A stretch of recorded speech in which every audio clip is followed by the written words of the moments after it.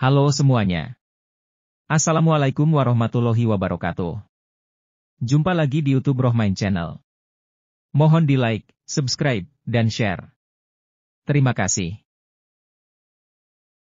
Assalamualaikum warahmatullahi wabarakatuh. Allahumma sholli ala sayyidina Muhammad wa ala alihi wa sahbihi ajma'in. Amma ba'du. Rabbi shrah li sadri wa yassir li amri wa min lisani yafqahu qawli. Yang salam selalu tercurahkan kepada baginda kita Nabi Muhammad sallallahu alaihi wasallam. Bismillahirrahmanirrahim. Qala subhanaka la ilma lana illa ma 'allamtana innaka antal alimul hakim. Qala Syekh Muhammad rahimahullah ta'ala wa adabana ta'liyu bi'audhi wa salihi darin amin. Qala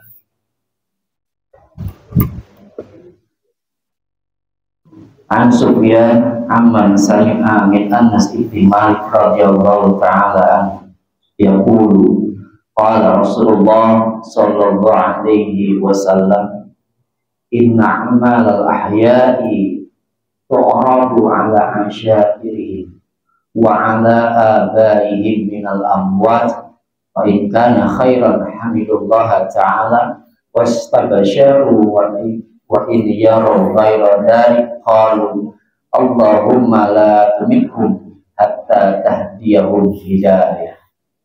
Waqala alaihi salam yu'dal maitu fi qabrihi kama yu'da fi hayati. Kita melanjutkan dari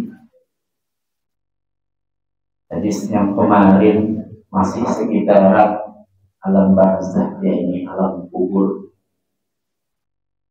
Di sini buah hadis yang menceritakan bagaimana orang tua kita keadaannya di dalam kubur yang mendapatkan kabar keluarganya yang masih hidup.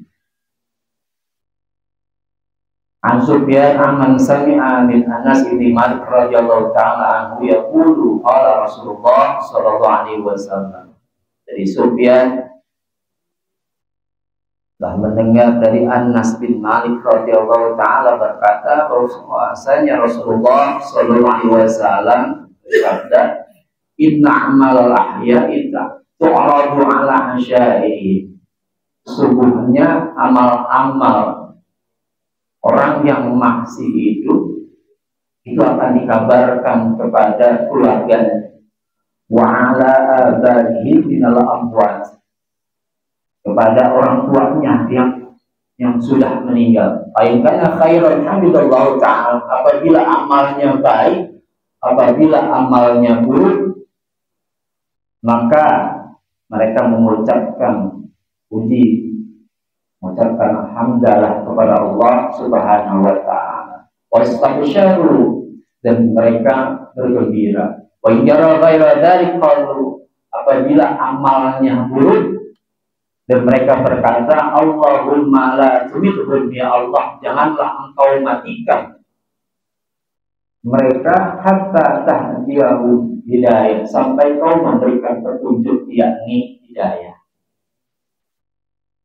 Ini kita masih membicarakan yakni alam barzakh atau alam kubur. Kalau kita membicarakan alam barzakh atau alam kubur, berarti kita menceritakan dimensi waktu dan dimensi ruang. Karena sebuah kematian itu adalah perpindahan alam dari alam dunia menuju ke alam barzakh. Dan amal-amal keluarga kita yang masih hidup, orang tua kita yang sudah meninggal, diperlihatkan amal-amal ibadahnya kepada Allah subhanahu wa ta'ala. Karena beliau berpindah alam, berpindah tempat. Kayak kita di dalam suatu ruangan, mungkin katakan kacanya itu ribet. Jadi dari luar nggak kelihatan ke dalam. Tapi dari dalam bisa melihat aktivitas orang yang ada di luar. Kalau yang dari luar pengen ngeliat, mungkin dipahami agak dingin kali ya, berlebihan. Kalau di luar yang datang lihat begini tuh para wali yang masih berhidup, sejak dia diberikan kasyaf, dia bisa mengetahui kabar orang yang ada di alam barzah. Maka diperlihatkan kepada Allah keluarganya kita yang masih hidup, orang tua kita yang sudah meninggal, ketika kita kumpul di sini yang menilaikan amal ibadah, itu akan dikabarkan kepada orang tua kita yang sudah meninggal. Diperlihatkan lihatlah anak keturunan ini. Subuh-subuh udah ada di masjid Nurul Iman lagi mengikuti kuliah subuh.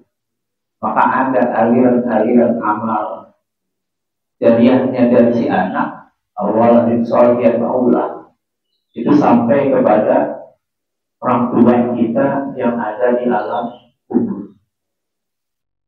Kalau berbicara tentang dimensi ruang dan dimensi waktu, saya teringat kisah yang disampaikan oleh Al-Muqturlah Al-Habib Abdurrahman Habib Ali bin Abdurrahman As-Sabah. Dia pernah bercerita ketika itu Habib Ali Al-Habsyi Kulta masih mudanya belajar di Yaman. Ketika dia ingin pulang di masih usia muda, mau ke Batavia, saat itu namanya Batavia, Jakarta, atau sekarang Jakarta. Diizin sama pamannya, katanya, paman, saya ingin balik ke Batavia. Kemudian kata pamannya, mau ngapain katanya? Masih muda, atau mau nikah atau apa?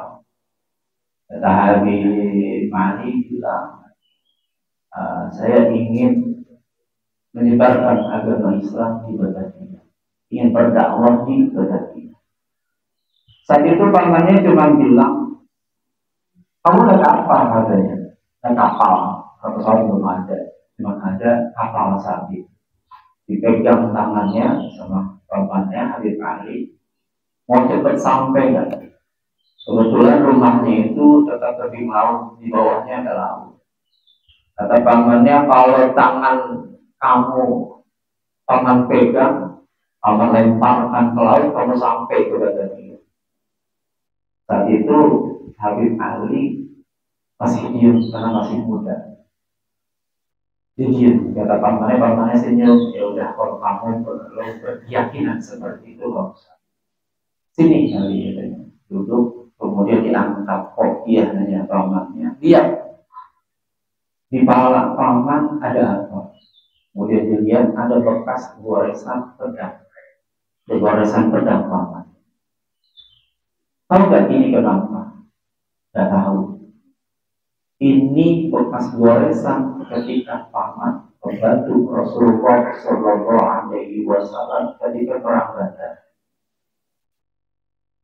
Dari kisah ini, kalau kita mendengarkan tanpa keimanan, tanpa keyakinan, rasanya kira-kira mustahil. Kejadiannya zaman Rasulullah Shallallahu Alaihi Wasallam hidup, tapi pamannya itu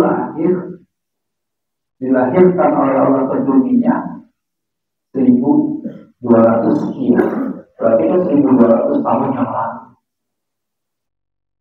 Kok bisa membantu Rasulullah Shallallahu Alaihi Wasallam?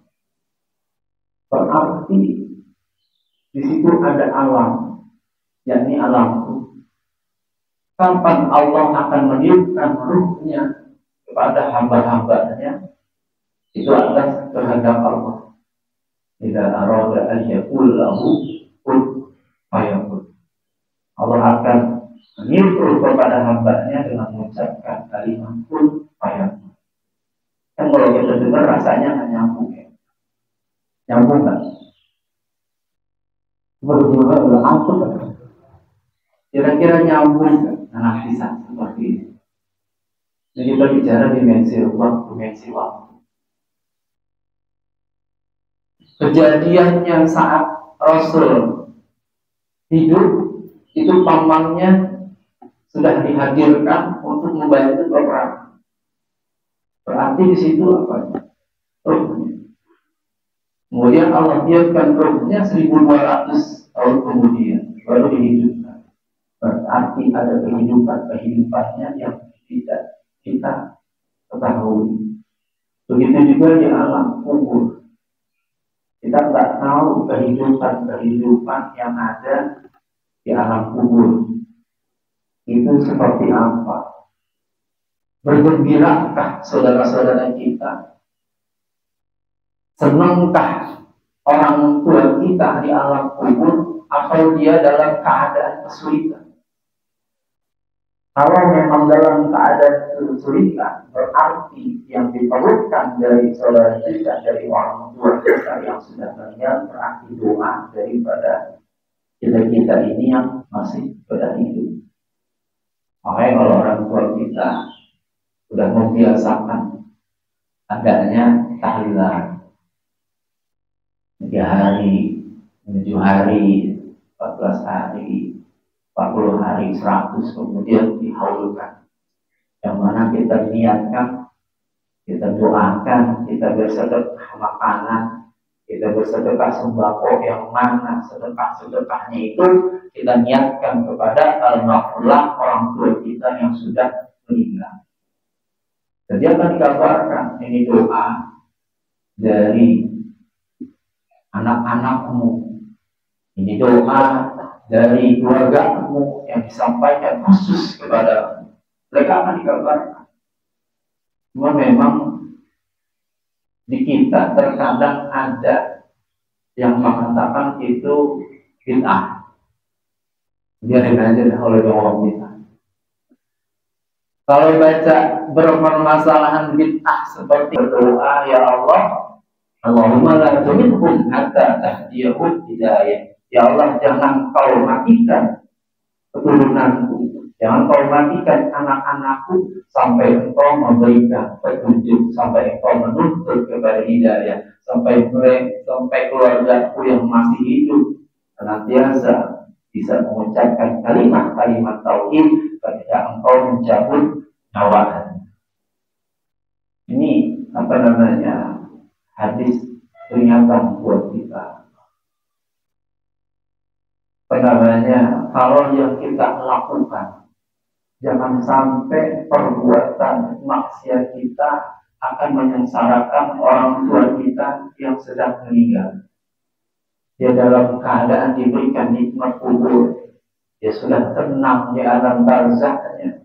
Kemudian kita melakukan sesuatu yang katakan berdosa, kita khawatir takut itu menyebabkan diseretnya orang tua kita kepada api nerakanya Allah Subhanahu wa Ta'ala.